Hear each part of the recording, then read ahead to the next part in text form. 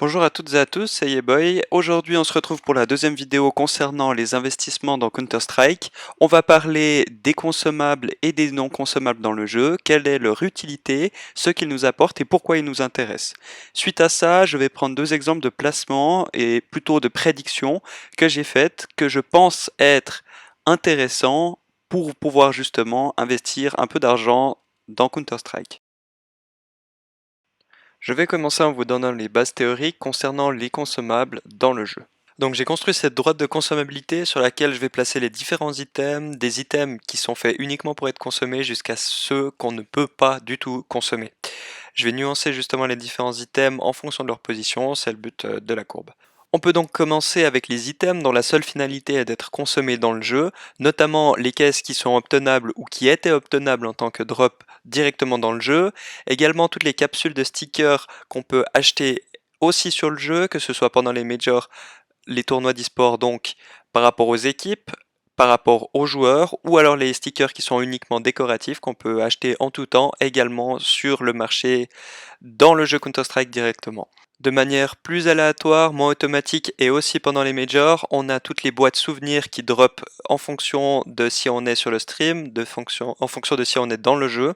Au final, tout ce qui est des graffitis, des patchs qui ont été ajoutés récemment et des capsules qui permettent d'obtenir ces éléments soit directement dans le jeu, soit sous forme de drop. Donc en résumé, comme je l'ai dit au début, c'est tous les items qui n'ont comme finalité que d'être consommés. Ils ne servent à rien d'autre qu'à ceci. La deuxième catégorie, un peu entre deux, c'est tous les éléments qui sont faits pour être consommés mais qui sont obtenus différemment. J'entends par là tous les éléments qui sont obtenus dans les capsules, notamment et principalement les stickers. C'est-à-dire que ces éléments, on ne peut pas les obtenir naturellement simplement en les droppant, il y a une étape entre deux, mais pour autant leur utilité ensuite, c'est d'être consommé, par exemple pour les stickers, d'être appliqués sur les armes. La troisième catégorie, un peu moins évidente, c'est les éléments qui sont consommables, mais dont cette fois ce n'est pas leur première utilité. Tout ce que j'inclus là-dedans, c'est tous les skins d'armes qui sont obtenables à partir des caisses, qui sont obtenables en drop, et qu'on va ensuite utiliser dans des contrats, les trade-ups, afin de les transformer en des armes de qualité plus élevée. Et pour finir, c'est tous les éléments non consommables, donc les éléments qui ne peuvent pas être transformés plus loin que la situation dans laquelle ils sont déjà. Là-dedans, j'inclus les agents, les couteaux, toutes les armes de catégorie rouge et les pins. Les pins, c'est le moins important, mais c'est pour autant un item qui n'est pas consommable, mais quand même échangeable. Maintenant, ce qu'il faut comprendre par rapport à cette droite, c'est que certains items peuvent évoluer d'une catégorie à l'autre. Par exemple, si on prend les caisses d'armes CSGO, donc les premières caisses qui ont été mises dans le jeu, à la base, comme toutes les caisses, leur utilité c'était d'être ouvertes pour obtenir les armes dedans. Mais avec la valeur qu'elles ont pris, avec la conjoncture, c'est devenu des items qu'on va plutôt passer dans la catégorie non consommables, car c'est plus rentable de les garder fermés et de les revendre plus tard, car le prix est en train d'augmenter. Là où je veux en venir, c'est que maintenant qu'on comprend que certains items passent de catégorie à d'autres, c'est-à-dire qu'il y a une fluidité sur cette droite de la consommabilité, il faut réussir à comprendre à quel moment un item est dans quelle catégorie, et c'est en général au moment où un item passe d'une catégorie à une autre que le statut de cet item change, par exemple il devient plus rare, l'offre tout simplement est en train de diminuer ou la demande augmente. Ce qui veut dire que le prix va changer et c'est en situant ces moments qu'on arrive à parier sur les objets et de cette manière que l'objet peut nous rapporter quelque chose. Je vais donc utiliser cette idée de consommabilité que je vais appliquer sur deux cas que je juge être des placements intéressants et qui marquent cette phase de transition. Donc le premier exemple d'investissement qui pourrait être intéressant, c'est celui de la caisse de l'opération Breakout. On remarque sur le graphe de la courbe que la phase de transition a déjà eu lieu et il y a un petit moment. C'est pour ça qu'il y a cette augmentation de la courbe.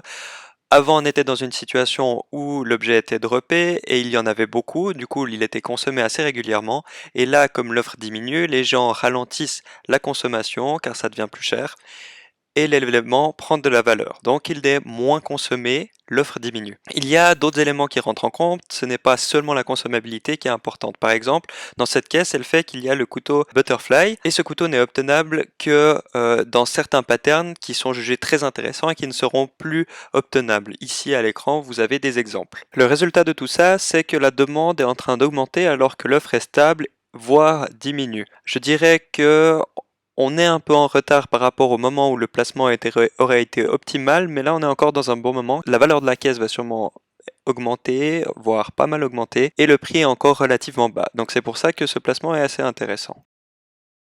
Le deuxième exemple de placement qui, selon moi, a un avenir assez prometteur, c'est un placement sur la caisse spectrale.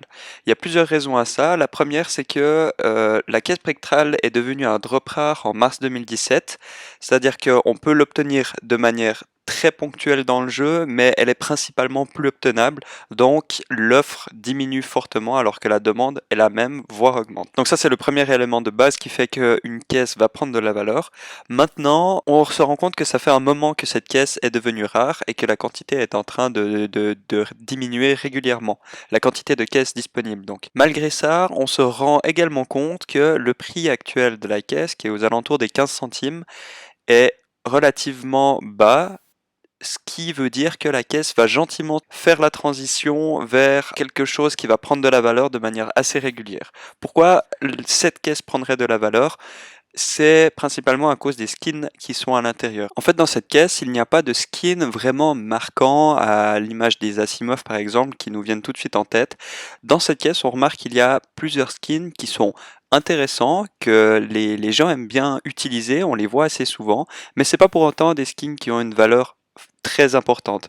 Qu'est-ce que ça veut dire? Ça veut dire qu'en fait cette caisse va être, d'après moi, relativement ouverte, car justement ce sont des skins qui sont accessibles, il y en a beaucoup qui plaisent aux gens. On peut citer les rouges notamment avec la cape Bloodsport, l'USP Néo Noir, encore dans les roses la M4 Decimator ou la WAP Fever Dream. Donc c'est tous des skins qui sont intéressants, que les gens aiment, et en plus on peut ajouter le fait qu'il y a des couteaux assez intéressants, notamment le Butterfly en Marble Fade ou en Doppler, et quelques autres skins, justement toujours en Marble Fade et en Doppler, qui se vendent assez bien généralement sur toutes les autres armes. Bien sûr, cet investissement, il faudra le tenir assez longtemps. Quand je dis assez longtemps, je pense à en tout cas 1-2 années en fonction de l'évolution du jeu, toujours, voire plus. Mais il y a un vrai potentiel et je pense que c'est un placement qui est très sûr. Donc c'est fini pour ce deuxième exemple. Je vais revenir sur la situation de ces deux caisses dans quelques mois, voire peut-être dans une année,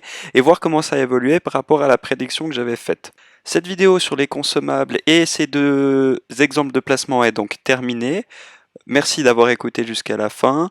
Si vous avez des questions, n'hésitez pas et à une prochaine.